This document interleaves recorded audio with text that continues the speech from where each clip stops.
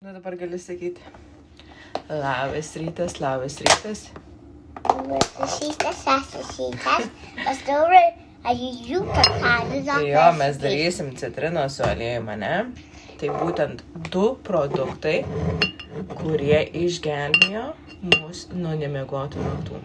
Kas mane sekat, tai žinot, kad nuo sausio 2 dienos aš labai ilgai kovojau su... 2 mėnesius kovojau su Amandos nemiegojimu. Ir žinokit, kai pradėjom naudoti stipriausią vitaminą C. Mama, man akis turi dziras. Nieko tokio.